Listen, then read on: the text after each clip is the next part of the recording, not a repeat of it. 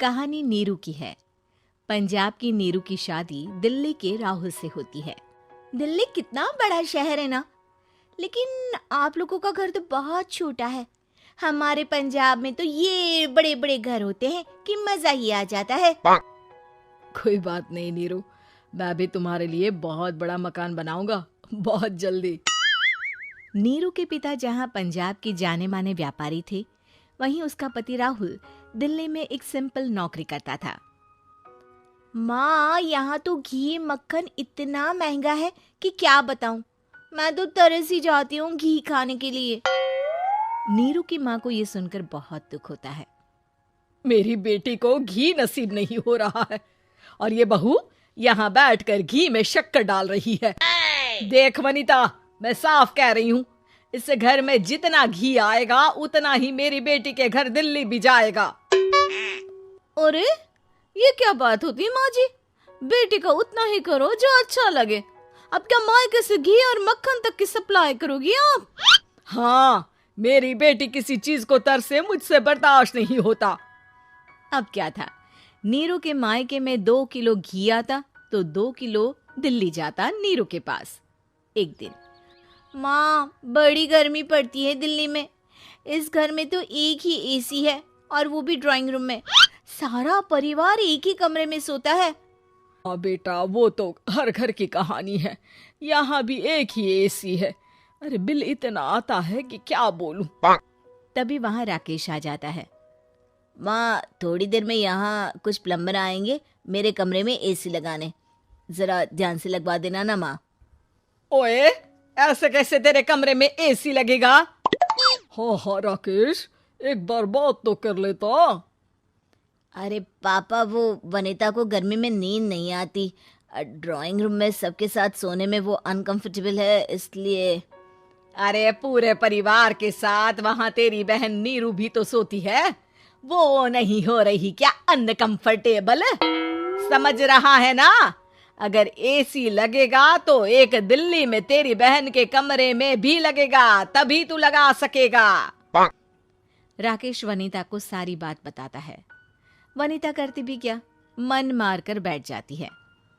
माँ, ये लोग ठीक नहीं है, क्या करूं मैं? अरे बेटी, यहाँ आ जा, तू यहाँ आकर रह ले। अरे छोड़ दे ऐसे पति को। कैसे छोड़ दूं माँ? समाज क्या कहेगा, लोग क्या कहेंगे? वैसे भी मेरा एक बेटा है मयंक। अरे हटा बेटा, तेरी उम्र ही क्या है? इतनी परेशान रहेगी तो काम कैसे चलेगा? खैर, बात आई गई हो जाती है। माँ को लगता है कि नीरू ठीक है, तो वहीं नीरू के मन में एक ही लाइन चल रही होती है, यहाँ आजा। माँ ने तो बोल ही दिया है कि यहाँ आजा। बस मयंक थोड़ा सा बड़ा हो जाए, इन गरीबों को छोड़कर मैं वापस माँ के पास ही चली जाऊंगी। वो इसी सोच में बाजार में चल रही थी कि मैम, आपका दुपट्टा जमीन को छू रहा है। नीरू जैसे ही उस लड़की की तरफ देखती है, देखती ही रह जाती है। हाय रे, कितना सुंदर लड़का है ये। अब क्या हुआ? मैंने कहा आपका दुपट्टा। तो खुद ही उठाकर दे दो ना। लड़का समझ जाता है कि नीरू उस पर फिदा हो चुकी है। वो उससे उसका नंबर लेकर चला जाता है। अब क्या था, नीरू और रोहित में लगातार बातें होने लगती है।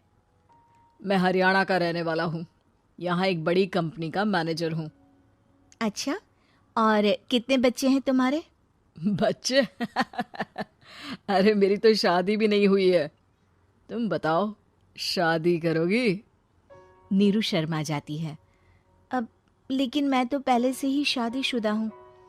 मुझे फर्क नहीं पड़ता, बस तुम शादी कर लो, भाग चलते हैं। बहुत पैसे वाला हूँ मैं, हमेशा खुश रखूंगा तुम्हें। नीरू रोहित से मिलकर सारा प्लान बना लेती है और फिर एक दिन घर से भाग जाती है। दोनों शादी कर लेते हैं। शादी के बाद, क्या बात है नीरू, तुम्हें परेशान सा देखता हूँ, सब ठीक तो है ना? हाँ हाँ, सब ठीक है।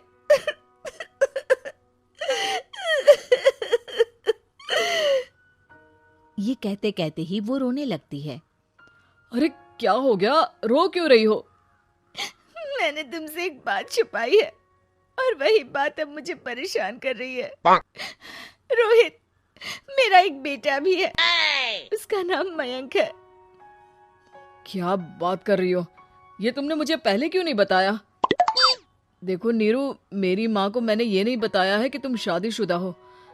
बच्चा मैं मैनेज नहीं कर पाऊंगा। नीरू को समझ में नहीं आता कि वो क्या करे। तुम उस बच्चे को अपनी माँ को क्यों नहीं दे देती? नीरू चुपके से माँ को फोन करती है। माँ, क्या मयंक को तुम रख सकती हो? बेटा, मैं राकेश के साथ बात करती हूँ। आखिर घर का बेटा वही है, जो वो बोलेगा। वैसे भी बेटा, तूने जो किया है ना, उसके बाद से पूरा घर तेरी बुराई कर रहा है।